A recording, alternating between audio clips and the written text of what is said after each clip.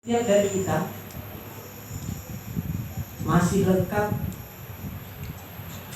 anggota tubuh, tangan, mata, kaki, dan lisan.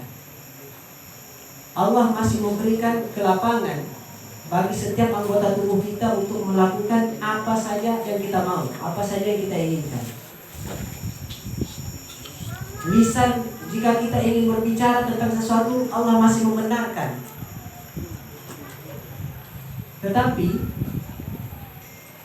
ketika lisan kita, lisan seseorang hamba itu ingin berzikir kepada Allah, maka Allah memilih mulut hamba yang mana yang bisa Allah ingin mendengar dia berzikir kepada Allah Subhanahu wa Ta'ala. Maka alhamdulillah pada malam ini kita dipilih oleh Allah untuk hadir di tempat yang baik bersama orang-orang yang baik dan menyebut nama-nama yang baik. Selalu kita salam tak lupa kita aturkan kehadirat Nabi besar Muhammad sallallahu alaihi wasallam kepada ahli keluarganya, para sahabatnya dan umatnya hingga yaumil qiyamah. Alhamdulillah pada malam ini adalah acara ulang tahunnya. Nama ulang tahun ini mana? Bilang. 5 tahun. Mana ulang tahun ini?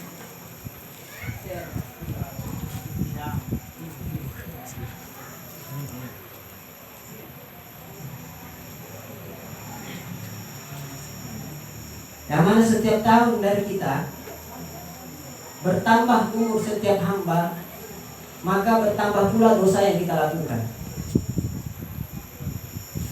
Lalu apa yang perlu kita laksanakan di hari ulang tahun kita?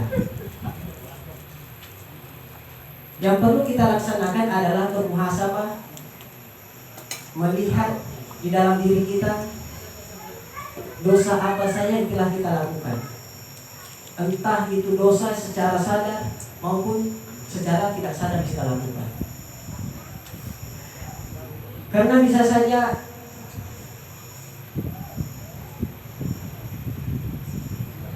suatu saat, 1 jam ke depan ataupun 1 bulan ke depan kita akan menghembuskan nafas kita. Kita tidak tahu perbuatan yang mana yang akan menghantarkan kita ke dalam surga.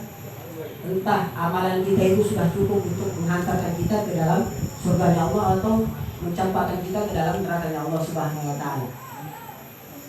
Jadi ketika bertambah umurnya seseorang, yang perlu kita lakukan adalah kita juga menambahkan ketaatan kita kepada Allah Subhanahu wa Ta'ala dan menambahkan juga kecintaan kita kepada Nabi besar Muhammad sallallahu alaihi wasallam. Karena kita diutus di atas muka bumi ini, di atas dunia ini, semuanya punya tujuan. Jika ada orang mengatakan dia dilahirkan di atas muka bumi tidak punya tujuan dan tidak punya arah, maka tidak mungkin Allah menciptakannya jika dia tidak mempunyai tujuan. Tujuan kita diciptakan adalah, kalau Al-Quran mengatakan, untuk beribadah dan menyembah kepada Allah Subhanahu wa Ta'ala. Kita melaksanakan apa yang diperintahkan oleh Allah Subhanahu wa Ta'ala dan kita menjauhi segala larangan-larangan dari Allah Subhanahu wa Ta'ala.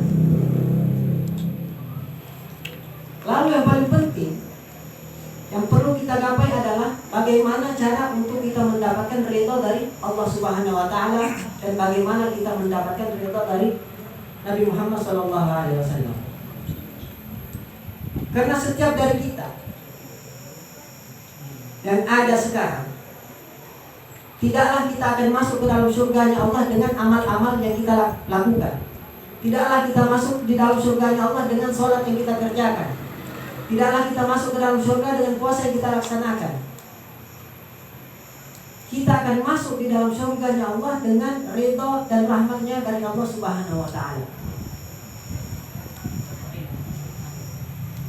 Ketika kita diperintahkan oleh Allah untuk melaksanakan sholat, maka kita harus memenuhi syarat-syarat dan rukun-rukun sahnya sholat. Kita harus berwudu, kita harus menghadap kiblat, pakaian yang kita gunakan harus bersih. Itu harus kita penuhi. Dan ketika kita mendirikan sholat, lalu kita harus mendirikan dengan keadaan khusyuk. hati kita tidak bisa lalai. Karena dalam Al-Quran juga mengatakan wailul lil musallin, celaka bagi orang-orang yang mendirikan sholat. Lalu kita yang sholat setiap hari, berapa kali kita sholat setiap hari? Hah? 5 atau 4? Biasa kan subuh lewat. Biasa kan subuh itu kok biasa kan jadi subha, subuh dan duha.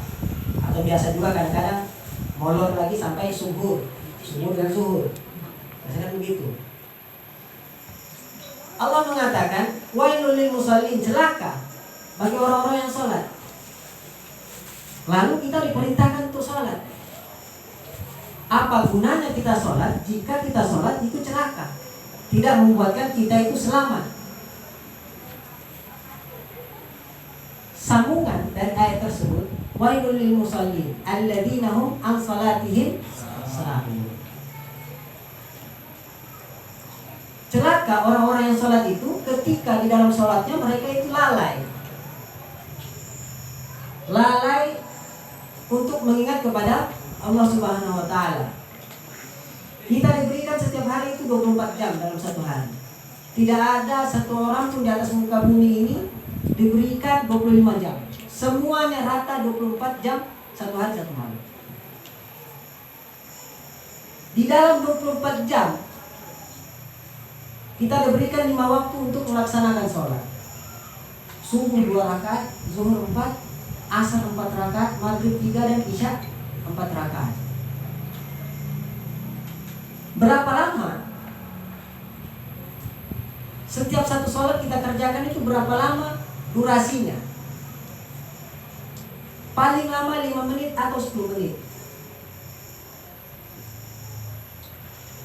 Sekaligus dengan zikir-zikir setelah sholat. Lalu 10 menit dikali 5 kali waktu sholat berarti 50 menit. Kita anggaplah kita genapkan 1 jam. Dalam 1 jam, jika kita tidak bisa mengingat kepada Allah Subhanahu wa Ta'ala, lalu bagaimana 23 jam tersisa di dalam hidup kita? Apakah Allah akan memasukkan kita di dalam surganya Allah Subhanahu wa Ta'ala? Dan apakah Allah akan menempatkan kita bersama Nabi Muhammad SAW?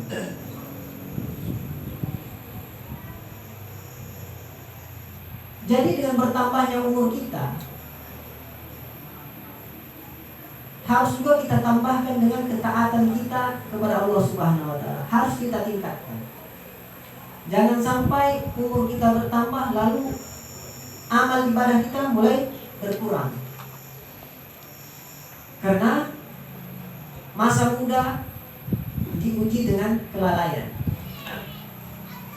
Kita mempunyai kekuatan, kita mempunyai waktu.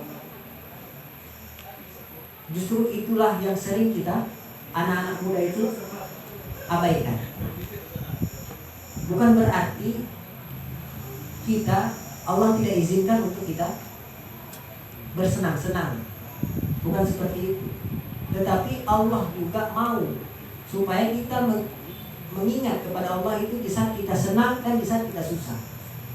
Jika kita ingin Allah itu mengingat kita setiap waktunya, maka yang perlu kita laksanakan itu adalah kita mengingat Allah di dalam waktu kita senang, bukan di waktu kita susah.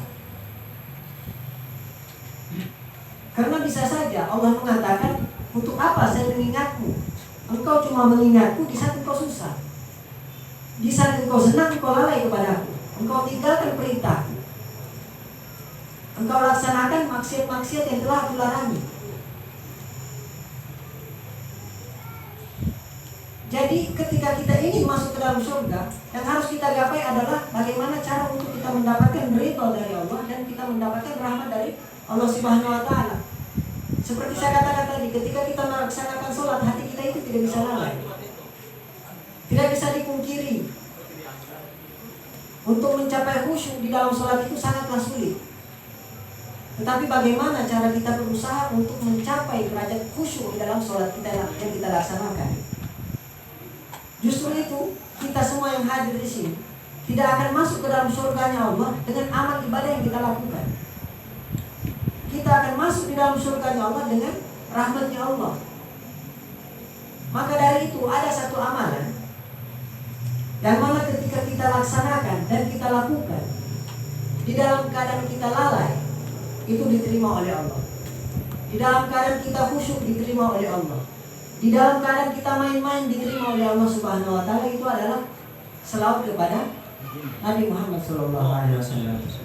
Itu menunjukkan bahwa kita ini cuma akan masuk di dalam surganya Allah dengan rahmat dari Allah Subhanahu wa taala dan ridha dari Allah Subhanahu wa taala.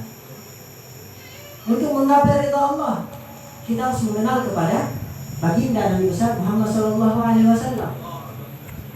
Bagaimana cara kita untuk mengenali Nabi Muhammad SAW? Caranya adalah ada suatu waktu para sahabat bertemu sama Sayyidatina Aisyah. Mereka bertanya kepada Sayyidatina Aisyah. Mereka mengatakan, "Ya Aisyah, bagaimana perihal akhlak Nabi Muhammad SAW ketika di rumah? Karena kami mungkin biasa duduk bersama beliau, duduk bersama baginda, tetapi mungkin ada hal-hal yang mungkin kami terlepas pandang. Bagaimana akhlak Nabi? Maka dari itu kami bertanya kepada Nabi." Lalu apa jawab Sayyidatina Aisyah? Dia mengatakan, "Kana khuluqul Quran." Akhlak Nabi itu adalah Al-Quran. Jika kita ahli bahasa Arab, ahli sastra bahasa Arab, maka kita akan mengetahui bagaimana indahnya kalimat-kalimat yang ada di dalam Al-Quran. Jadi cara kita untuk mengenali Nabi Muhammad SAW itu adalah Al-Quran.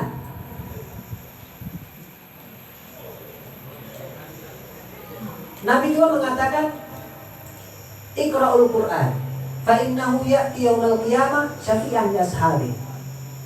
Bacalah dari kalian itu Al-Quran. Iqra itu adalah kata perintah yang Nabi suruh kepada kita semua. Perintah Nabi untuk kita membaca Al-Quran. Iqra'ul Quran, bacalah dari kalian itu Al-Quran. Nabi tidak mengatakan bacalah dari kalian itu, bacalah Al-Quran 1 juz 1 hari. Bacalah Al-Quran setiap hari setengah juz, atau 2 juz, 3 juz, dan seterusnya. Nabi tidak katakan itu. Nabi katakan Iqra'ul Quran, bacalah Al-Quran. Jangan kita tanya berapa banyak, karena kita akan susah. Nabi katakan bacalah Al-Quran. Fa innahu ya'ti yaumal qiyamah syafi'an li ashabi. Karena kelak Al-Quran itu akan datang di hari kemudian memberikan syafaat bagi sahabat-sahabatnya. Al-Quran tidak memberikan syafaat kepada setiap orang. Al-Quran memberikan syafaat hanya kepada sahabat-sahabatnya Al-Quran. Maka dari itu, teman yang paling baik di zaman ini adalah Al-Quran. Jadikanlah Al-Quran itu sahabat kita di dunia, maka Al-Quran akan menjadi sahabat kita di akhirat kelak, akan memberikan syafaat kepada kita. Baca Al-Quran setiap hari. Tidak perlu banyak, 5 ayat. Tidak mampu 5 ayat, 1 ayat kita baca 1 hari 1 malam. Setelah kita baca Al-Fatihah, kita masuk surah Al-Baqarah. Bismillahirrahmanirrahim, Alif Lam Mim, Shadaqallahul Azim. Kita tutup Al-Quran, tidak masalah. Lalu besoknya kita buka lagi, Bismillahirrahmanirrahim, Dzalikal kitabul la raiba fihi hudan lil muttaqin, Shadaqallahul Azim. Kita tutup. Yang penting setiap hari kita membuka Al-Quran, lalu itu menjadi istiqamah di dalam hidup kita. Maka dari itu diharapkan kepada kita semua, apalagi kita sebagai anak-anak muda yang hadir di sini, dan kita lalai terhadap Al-Quran.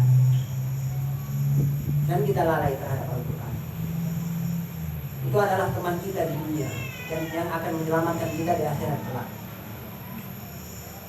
Tidak ada seorang pun akan menemani kita di dalam kubur ketika kita sudah meninggal. Yang akan menemani kita itu adalah amal perbuatan yang kita lakukan. Lalu Al-Quran yang akan menerangi kubur kita nanti. Lalu ketika kita sudah meningkat umur kita tingkatkanlah ketaatan kita kepada Allah. Kita tingkatkan keilmuan kita, kepintaran kita, bagaimana cara untuk mengenali Nabi Muhammad, bagaimana cara untuk kita mengenalkan Nabi Muhammad kepada orang-orang yang belum kenal kepada Nabi Muhammad sallallahu alaihi wasallam. Hadzal wa lakum. Assalamualaikum warahmatullahi taala wabarakatuh.